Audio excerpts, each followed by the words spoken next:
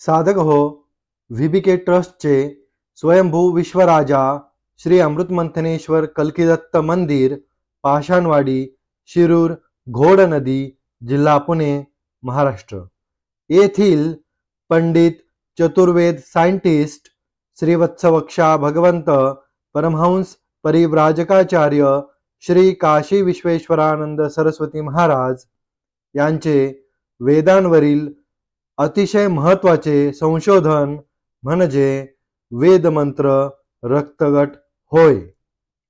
8/8/1960 पासून महाराजांचे हे संशोधन समाजाच्या कल्याणासाठी उपलब्ध असून आतापर्यंत लाखो भाविकांनी साधकांनी याचा लाभ घेतला आहे. रक्तगटाप्रमाणे वेदमंत्र जपल्यास, भक्ती केल्यास मानवी जीवन चिंतामुक्त, सुखी, सुरक्षित, संकटमुक्त होते. वेदमंत्र रक्तगट हे जगतारक आहे.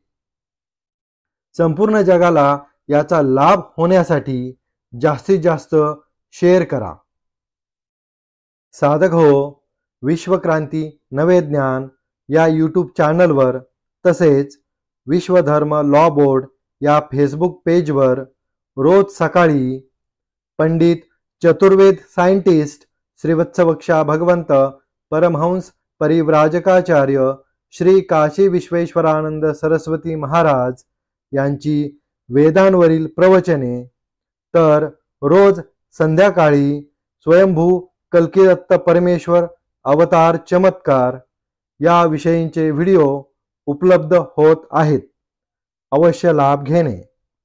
हरिओम दत्त. वक्रतुंड महाकाय सूर्यकोटि समप्रभ निर्विघ्नं कुरु मे देव सर्वकार्येषु सर्वदा. ओम गुरु ब्रह्मा गुरु विष्णु गुरु देवो महेश्वरा गुरु साक्षात् परम ब्रह्म तस्मै श्री गुरवे नमः. ओम दत्त दत्त राम राम ओम दत्त दत्त राम राम ओम शिव शिव शाम शाम ओम शिव शिव शाम शाम. ओम शांताकारं भुजगशयनं पद्मनाभं सुरेशं ओम विश्वाधारं गगनसदृशं मेघवर्णं शुभांगनं ओम लक्ष्मीकान्तं कमलनयनं योगवृधानगम्यं वंदे विष्णु भवभयहारं सर्वलोकैकनाथं. ओम शांती. आता दररोज आपण निरनिराळ्या प्रकारचे विषय मांडत आलो आहोत आणि आपल्याला आता परमेश्वर प्राप्ती करण्याकरता नेमकं काय करायला पाहिजे याकरता या ठिकाणी एक रुची आलेली आहे, ती वाहून घेऊ.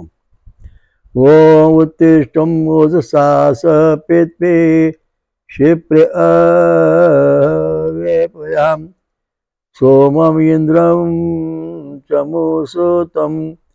हे इंद्रा परमेश्वरा, या पात्रात भरून ठेवलेला सोमरस प्रसन्न करून सामर्थ्य उठून आपले श्रोत्रान हलव. आता या ठिकाणी लढायला जाताना किंवा विजय मिळवण्याकरता देवांनी काय खाल्लेलं आहे, इथे सोमरस पिले. सोमरस ठेवला आहे, तो सोमरस पे म्हणजे फळांचा रस पे. अमृत पेतो तसं पृथ्वीवर सोमरस, स्वर्गात अमृत, असे देवांना दोन गोष्टी ठेवल्या आहेत. आणि सोमरस पेल्या त्या देवाला सांगितले. इंद्र हा देवांचा राजा, आपल्या धर्माचा राजा इंद्रदेव. ह्या इंद्रदेवाचा म्हणजे इंद्र परमेश्वर. याची स्तुती करताना किंवा देवाला नेमकं काय द्यायचं हा प्रश्न करतो. आता याच्यामध्ये देवाला सोमरस प्यायला सांगितलं. सोमरस प्यायल्यानंतर काय होणार, त्याच्यामध्ये पवन सोमा देवता प्रगट होणार, नंतर अल्फाकिरण प्रगट होणार, नंतर ऑक्सिजन निर्माण करणाऱ्या जीवाणू शरीरात येणार, कुंडलीच्या आगी होणार, म्हणजे असं सैन्य या ठिकाणी तयार होणार. आणि मग इंद्राला शत्रूला राक्षसांना मारून जय मिळणार. आता हे जे राक्षस आहेत हे राक्षस जे आहेत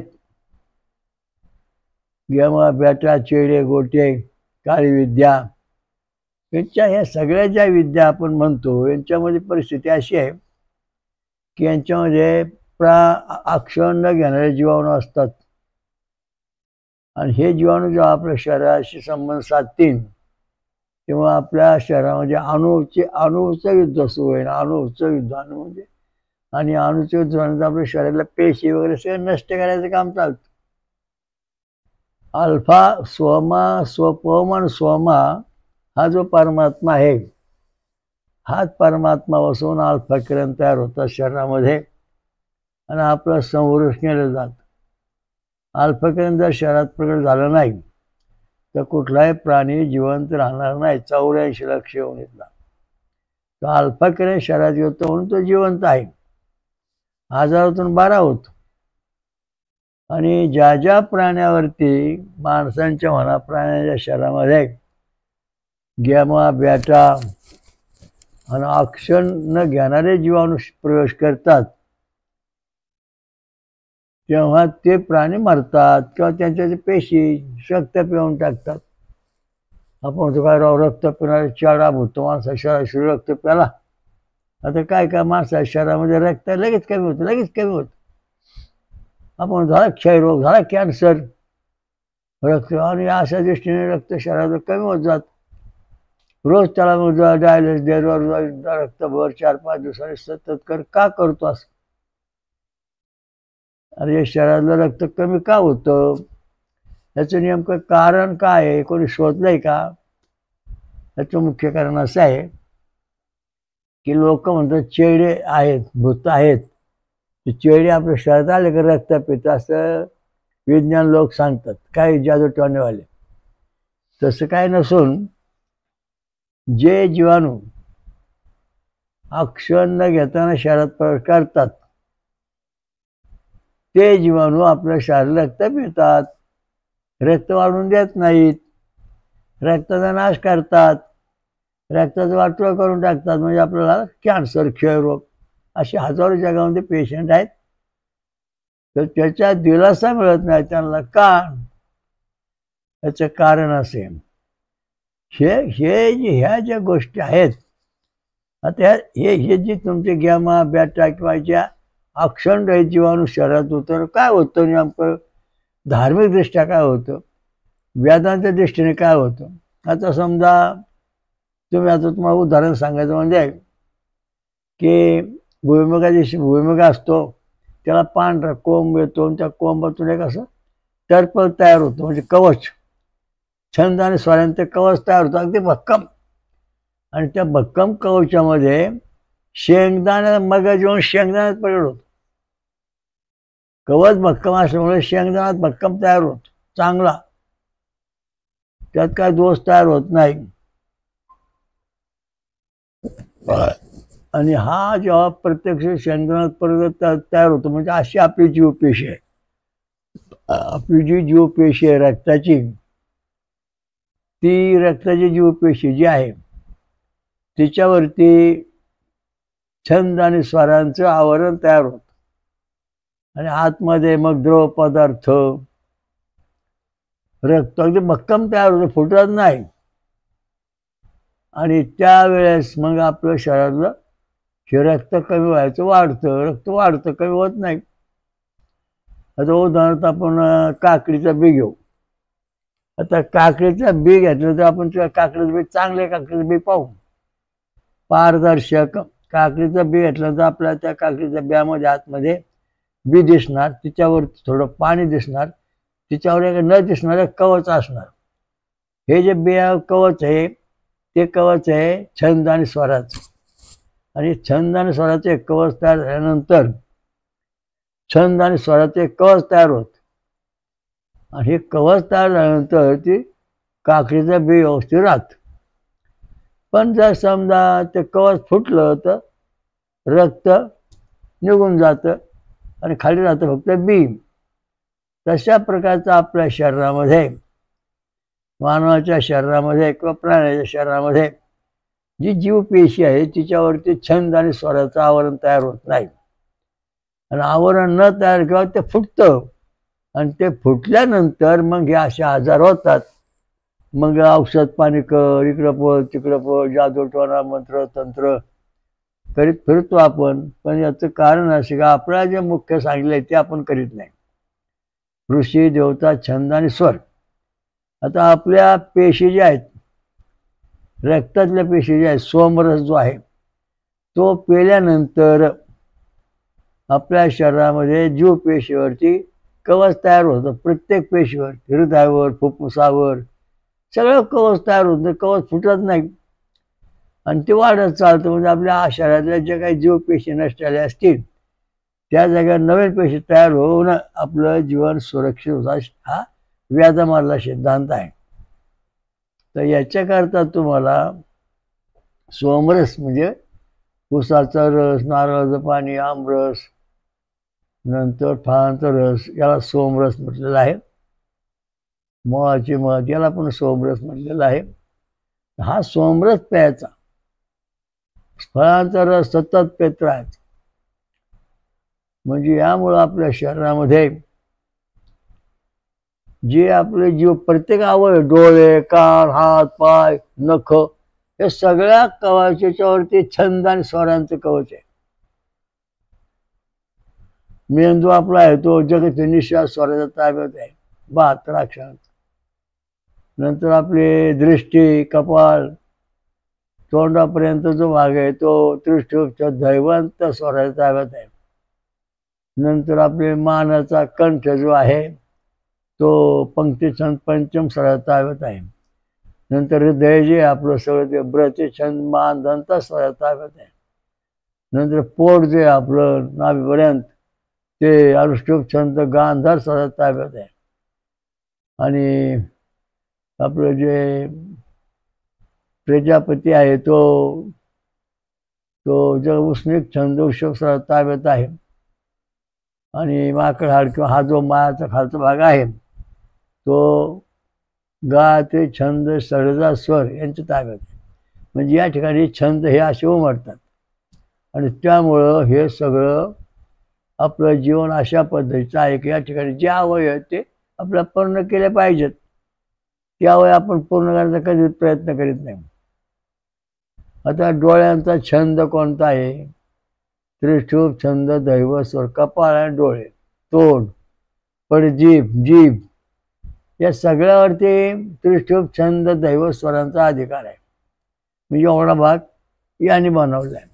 आणि मेंदू बनवला तो जगत निश्वास स्वर 72 अक्षरांचा. तर त्याच्या मार्फत चालतं, कुठे काय चालत नाही. मेंदूमध्ये 10,000 कोटी जीव पेशी आहेत. या सगळ्या पेशीवर नियंत्रण ठेवणार 36,000 केंद्र आहेत. त्याच्यावर नियंत्रण ठेवणार जगदीश निषाद स्वर.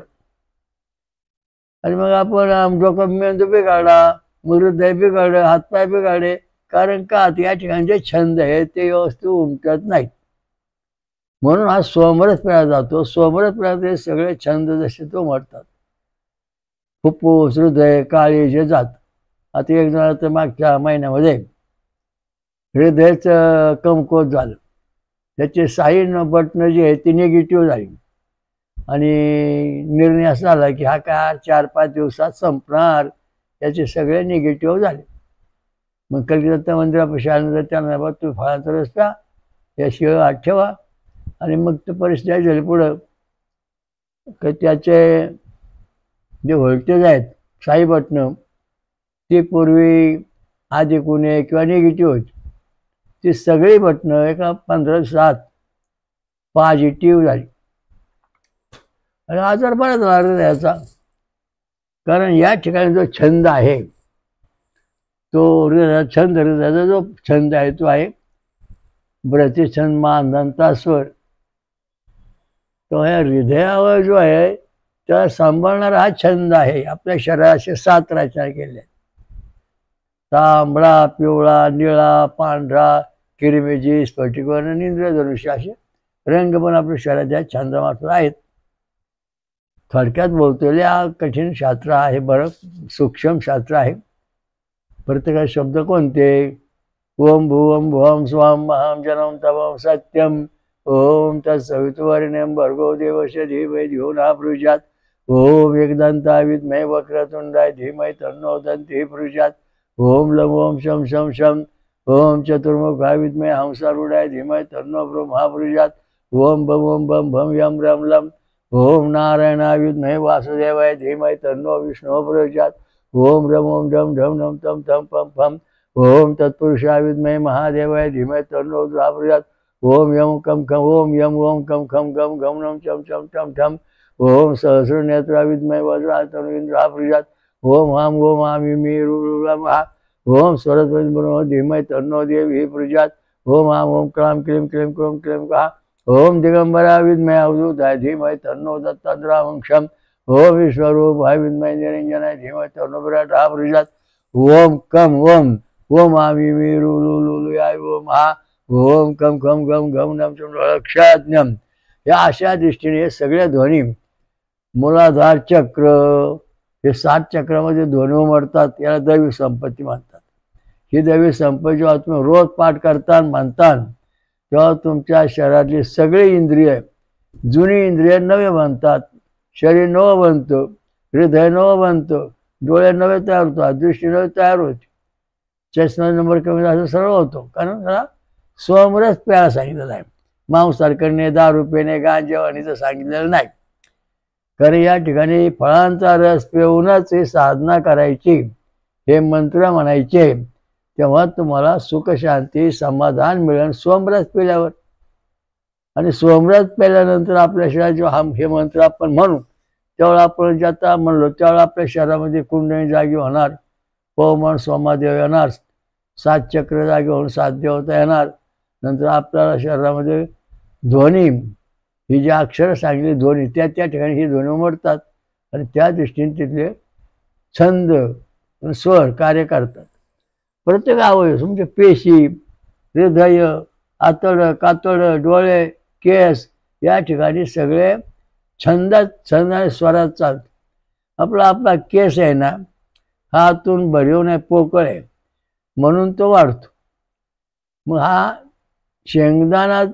शेंगाचे भुईमुगाच्या शेंगाचे जे टरफळ आहे ते टरफळ जे तयार होतं छंद आणि स्वराने. आपण जर समजा कांद्याची पात पाहिली तर कांद्याची पात आतून पोकळ आहे आणि ते बरोबर पोकळ असून उंच वाढते.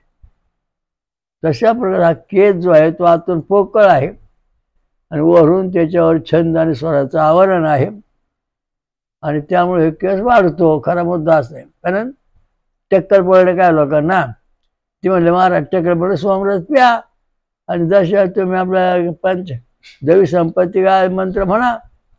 असं सुरू केल्यानंतर टक्कल पडलेल्या लोकांचा परत केस आले. याचं कारण की त्या ज्या पेशी नष्ट होत्या मेंदूतल्या त्या पुन्हा जागृत झाल्या आणि पुन्हा काम करायला लागल्या. एखादं मशीन बंद पडलं की त्याला फिटर दुरुस्त करतो पुन्हा चालू होतो. तसं आपल्या शरीरामध्ये मशीन आहेत. छंद आणि स्वर हे जर तुम्हाला उच्चारता आले नाहीत आणि ते जर शरीरात व्यवस्थित उमटले नाहीत तर तुम्हाला कुठलाही आजार कधी सोडणार नाही. हजारो वेळा दवाखाने काही करा काय होणार नाही. कारण बंडला ब्रँच हा हृदयाचा आजार आहे, बंडला ब्रेन हा मेंदूचा आजार आहे. आणि हे 2 आजार जे आहेत हे आजार जगात कोणालाही दुरुस्त करता आलेले नाही, येणार नाहीत. म्हणजे हृदयामध्ये जे काही बंड 2 ह्याच्या हृदयामध्ये लहरी आहेत 1 नंबर 2 नंबर ती 1 नंबर 2 नंबर का 2 नंबर 1 नंबर हे एकमेकाला गुंतले हे बंडला ब्रेन झालं. तसं मेंदूचं सुद्धा बंडला ब्रेन बंडला ब्रँच ब्रेन म्हणजे मेंदूमध्ये सुद्धा अशी घटना घडते आणि ते सुटतच नाही. डॉक्टर करा इलाज करा गेला कोमात गेला याचा अर्थ ते एकमेकांना घट्ट त्यातले जागेवर एकमेकांना चिकटले. आपल्या मेंदूमध्ये 10,000 कोटी जीवपेशी आहेत, 36,000 केंद्र आहेत. एक केंद्राला 1,000 तंतू आहेत आणि एका तंतूला अतिशय बारीक सूक्ष्म तंतू आहेत. हे सगळे तंतू आपल्या शरीराचं नियंत्रण ठेवून कार्य करत असतात. मेंदू हा शरीराचा राजा आहे. तर त्याचं कारण आहे की याच्यातले जे घटक आहेत हे जेव्हा मेंदूमधल्या ज्या रेषा आहेत म्हणजे तंतू ते एकमेकांना घट्ट घुरतात. जसं जट्टा आपण जट्टा आली म्हणून जट्टा आली, जट येते डोक्यामध्ये स्त्रियांच्या किंवा पुरुषांच्या, म्हणजे केसात गुंता होतो देवाचे व असं आपण म्हणतो. खरं वास्तविक हे विज्ञान आहे. आणि या ठिकाणी तुमच्या शरीरात ज्या पेशी आहेत त्यांची वाढ जी आहे ती फाजी झाल्यामुळं तुम्हाला डोक्यामध्ये त्याच्या जट आल्या. तर त्या दृष्टीने सगळं बंडुळा ब्रँच हे दोन आजार आहे, मेंदूचा आणि हृदयाचा. हा जगात कोणाला दुरुस्त करता येणार पण नाही, कारण संपूर्ण बिघडला. तर काय यंत्रणा फेकली, बंडुळा ब्रँच झाला की तुमच्या हृदयातले 6 बटणं निगेटिव्ह होतात आणि मेंदूमधलं सुद्धा बंडुळा ब्रँच ब्रेन याच्यामधलं सगळे धागे तोर एकदम गुंतून फिट होतात, ते सुटत नाहीत. मग आता ते जेव्हा आपण डॉक्टर मेडिसिनमध्ये पाहतो तेव्हा गुंता सुटणार नाही असं म्हटलं जातं. काही कोमात गेलेली माणसं, काही आजाराने बेशुद्ध झालेली माणसं. मग यावेळेस जे तज्ज्ञ लोक आहेत वेदांताचार्य आता वेदांताचार्य फार थोडे राहिले, ब्राह्मण हे सुद्धा वेद पठण करणारे आहेत. मग त्यांच्या मार्फत हे मंत्र म्हणायला सुरुवात होते. ओम त्र्यंबकम यजामहे सुगंधिं पुष्टिवर्धनम, हे जो महामृत्युंजय मंत्र आहे तो म्हटला त्रिष्टुप छंदात म्हटला जातो. नंतर गायत्री मंत्र गायला जातो. ओम भुवं भुवं स्वं अहं जनम तपं सत्यम ओम तत्सवितुर्वरेण्यं भर्गो देवस्य धीमहि धियो यो नः प्रचोदयात्. हा गायत्री मंत्र आपण जर सारखं म्हणू 1 लाखापर्यंत, तेव्हा आपल्या शरीरातल्या सगळ्या इंद्रियावरती छंद आणि स्वर यांची कवच तयार होतात. शेंगदाणा जे कवच तयार होतं टरफळाचं तसं. मग आपलं संरक्षण होतं. तसं संरक्षण आपल्या शरीराचं होत नाही. म्हणून मंदिर महत्त्वाचं, देव महत्त्वाचा, कारण हे कोणाला निर्माण करता येत नाही. निसर्ग आहे. पण निसर्ग जरी असला तर निसर्गात भगवंताने जे काही नियम लावून दिलेत, भगवान परमात्म्याच्या श्वासामधून वेद निर्माण झाले आणि त्याच्यामुळे सगळं जग निर्माण झालं. आता बघा, ज्वारी, बाजरी, गहू हे असं का होतं? मग ज्वारी सगळं बाजरी यायला पाहिजे, गहू असं फरक का होत नाही? त्यांना धर्म लावून दिलेला आहे. धर्म म्हणजे छंद आणि स्वर यांच्यात त्यांची विभागणी केलेली आहे. आता हत्ती जगती छंद निशा स्वरापासून निर्माण झाला असे व्याधास सांगितले. म्हणजे तो जगती छंद निशा स्वर निर्माण झाला त्या हत्तीमध्ये हत्तीचे पिल्लू तयार होणार.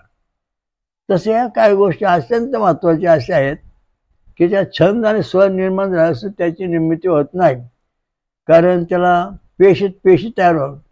आता शुक्राणूसुद्धा पेशी तयार होते, मग त्याच्यामध्ये अनुवंशिकता जी आहे ती उतरते, मग शुक्राणू बनतो. 50% अनुवंशिकता शुक्राणूच्या डोक्यात असते. मानेमध्ये त्याचे काही विशेष घटक असून शेपटी हलते. तर अशा दृष्टीने सगळं निर्मिती छंद आणि स्वरातून होते. हे छंद आणि स्वर जर शरीरात उमटलेच नाहीत तर तुमची निर्मिती होत नाही. काय लोकांना संतती होत नव्हती, होणार नाही. डॉक्टर लिहून दिलं तुम्हाला संतती होणार नाही. मी म्हणलं तुम्ही आता काय करा, गायत्री मंत्र छंद स्वर चा जप करा. जर तुम्हाला येत नसेल तर ब्राह्मणाकडे जाऊन रोज मंत्र म्हणून घ्या तासभर, त्याला दक्षिणा द्या. मग असं केल्यानंतर आणि सोमरस प्या, फळांचा रस प्या, नारळाचं पाणी प्या. असं केल्यानंतर त्या व्यक्तींच्या शरीरामध्ये ह्या मंत्रामुळं हालचाल सुरू झाली. मग ते गायत्रीच्या छंद आणि स्वराने कवच तयार झालं आणि ते कवच तयार झाल्यानंतर त्याच्यामध्ये अनुवंशिकतेचे गुणधर्म म्हणजे त्याचा मग झाला. जसा शेंगदाणे तयार होतो तसा शुक्राणूच्या पेशीमध्ये शुक्राणूचे सगळे गुणधर्म तयार होतात आणि मग तो शुक्राणू जन्मतो, तयार होतो आणि मग त्यामुळे संतती वगैरे होते किंवा त्याचा पुन्हा जन्म होतो. प्रत्येक झाड, वड, पशु, पक्षी जरी घेतले तर त्यांची हीच आहे. वडाच्या बियावरती बारीक कवच तयार होतं, वडाचं कवच, आणि त्या कवचामध्ये बी तयार होतं साठतं. म्हणजे आधी कवच तयार होतं आणि त्या कवचामध्ये कवचा मगज तयार होतो आणि त्या मगजमध्ये सगळ्या गुणधर्म येतो. मग त्यामुळे जसे तसं पुन्हा सृष्टी याला म्हणजे छंद भगवंताने निर्माण केली गायत्री मंत्र. आता हा परिस्थिती अशी आहे की आपल्याला याचा अभ्यास नसतो. मग आपले विद्वान पंडित जे आहेत वेदांताचार्य वेदांचा अभ्यास करणारे तसेच जे ब्राह्मण समाज आहे भटजी करणारे मंत्र म्हणणारे यांच्याकडे ह्या गोष्टी असतात. ह्या सिद्धी आहेत. त्या दृष्टीने तो गुण येतो. कारण आपल्याला प्रत्यक्ष जीवन सुरक्षित ठेवण्याकरता जगाला वेदांचं सहाय्य घ्यावं लागणार आहे. त्याशिवाय तुमचं सुख समाधान तुम्हाला कधीच मिळणार नाही. कारण काकडीचं बी जे आहे हे बी तुम्ही निरीक्षण करा, त्याच्यावर संशोधन करा, त्याच्यावर PhD करा. म्हणजे तुम्हाला आता काकडीच्या बियामध्ये ओम अँटीजन बीजाणुकण जीव असं बारीक आतमध्ये सापडणार. त्याच्यावर ते बी तयार झालं सापडणार. त्या बियावर हे आवरण तयार झालं आणि त्या आवरण तयार व्हायचं म्हणजे पेशी तयार होणार. आधी पेशी तयार होणार, मग त्याच्यामध्ये मगज तयार होणार, मग ते बी तयार होणार. आता त्याच्यामध्ये आपल्याला शेंगदाण्याचं उदाहरण आपण घेतलं तर शेंगदाण्याचा लगदा तयार होतो अगोदर. त्या आधी कवच तयार होतो शेंगदाणा शेंगेचं आणि त्या कवचामध्ये लगदा तयार होतो आणि तो लगदा त्या छंद आणि स्वराच्या याच्यामध्ये आल्यानंतर त्यांच्यात म्हणजे त्या शेंगदाणा तयार होतो. मग शेंगदाण्याच्या पोटामध्ये बारीक झाड फूल तयार होतं, बारीक छोटंसं, म्हणजे जीव तयार होतो. तशा प्रकारचे हे जे आपले जीवपेशी आहेत काकडीच्या बिया जर आपण पाहिलं संशोधन तर आधी कवच तयार होणार. कवच तयार झाल्यानंतर मगज तयार म्हणजे द्रव पदार्थात येणार. त्या द्रव पदार्थामध्ये ओम म्हणजे बीजाणुकण हा असणार आणि त्या बीजाणुकणातून मग बी तयार होणार. आणि मग अशा दृष्टीने आपली पेशी जी आहे ती धर्माच्या नियमाप्रमाणे गायत्री छंदापासून तयार होते.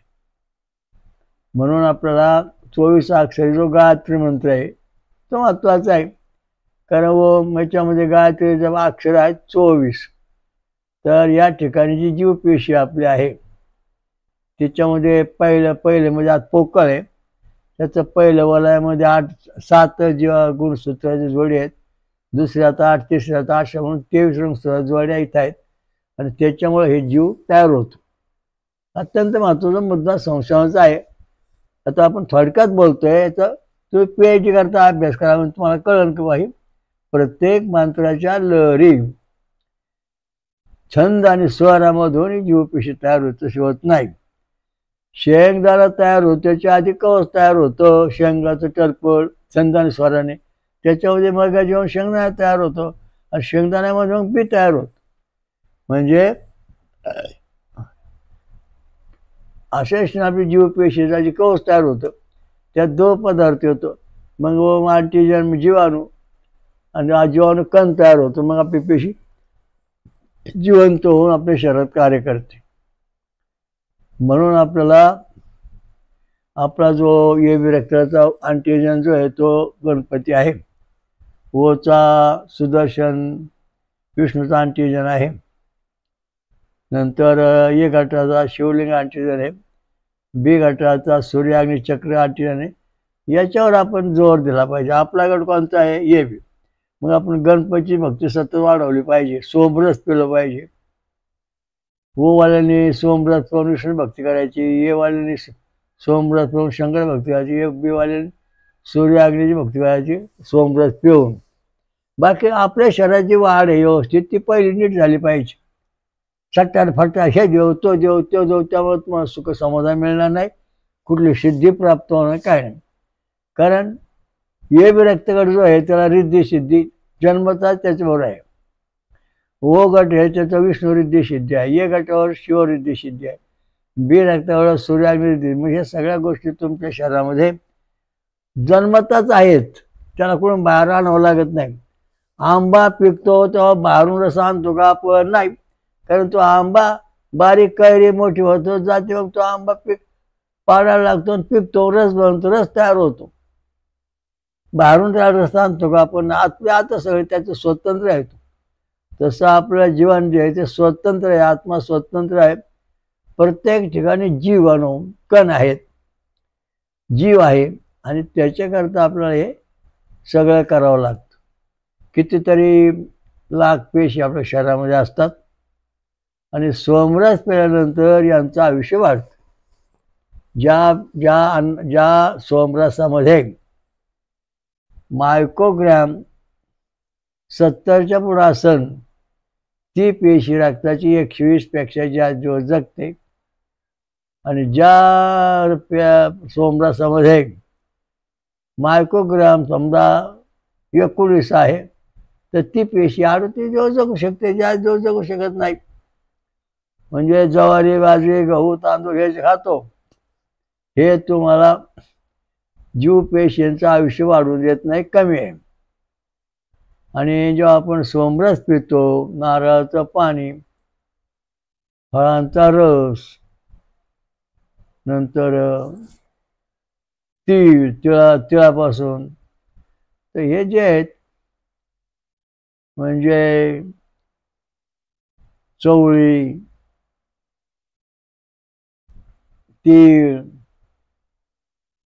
हे जे काही घटक आहेत महत्वाचे, जे फळ आहेत अत्यंत महत्वाचे, त्या सोमरसामुळं आपलं पेशीचं आयुष्य 120 दिवस टिकतं. आणि हे आपल्याला सगळं तपासून पाहतं शरीरामध्ये. आता या ठिकाणी गायत्री मंत्राचं विधी आहे.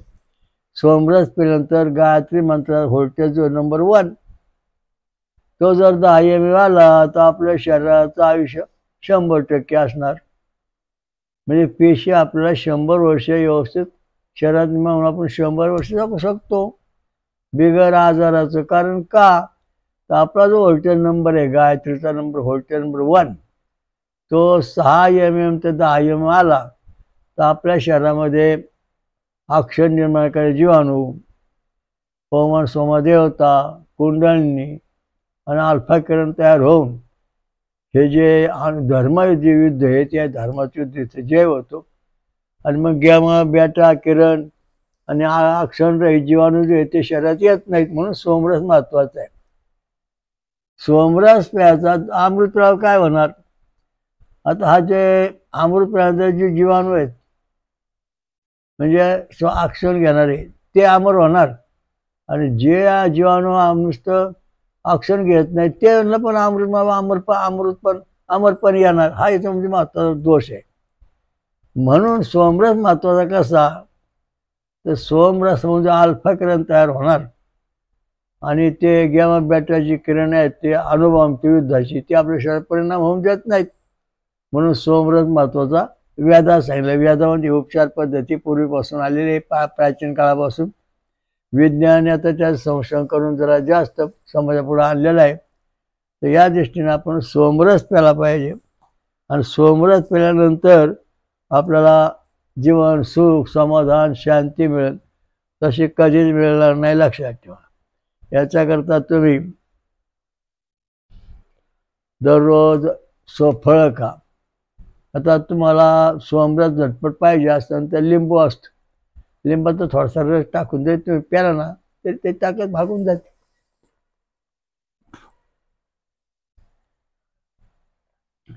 ओम दत्त दत्त राम राम, ओम दत्त दत्त राम राम, ओम शिव शिव शाम शाम, ओम शिव शिव शाम शाम. ओम. आता याचा सांगायचा मुद्दा पुढच्या वेळा पाहू. याच्यामुळे आजचे सूक्ष्म भाग आहे.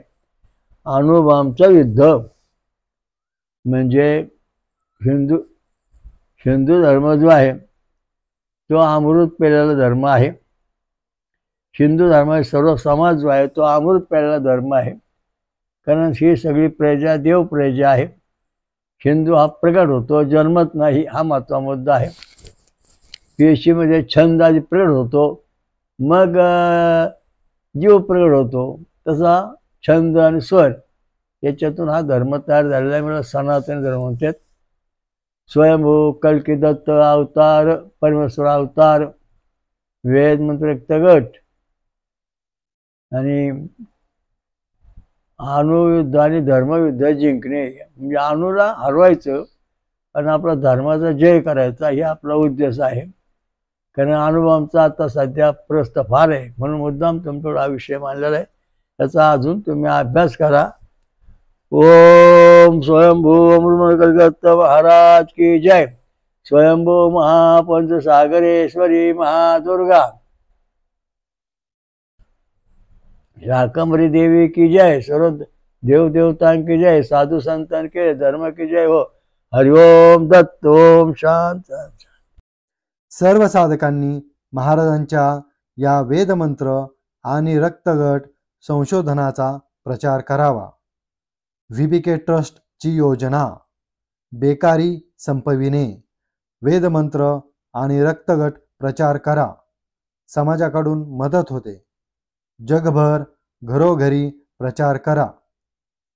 अधिक माहितीसाठी पुढील पत्त्यावर भेट देणे किंवा संपर्क साधणे. VBK ट्रस्टचे स्वयंभू विश्वराजा श्री अमृतमंथनेश्वर कल्कीदत्त मंदिर, पाषाणवाडी, शिरूर, घोडनदी, जिल्हा पुणे, महाराष्ट्र. हरिओम दत्त.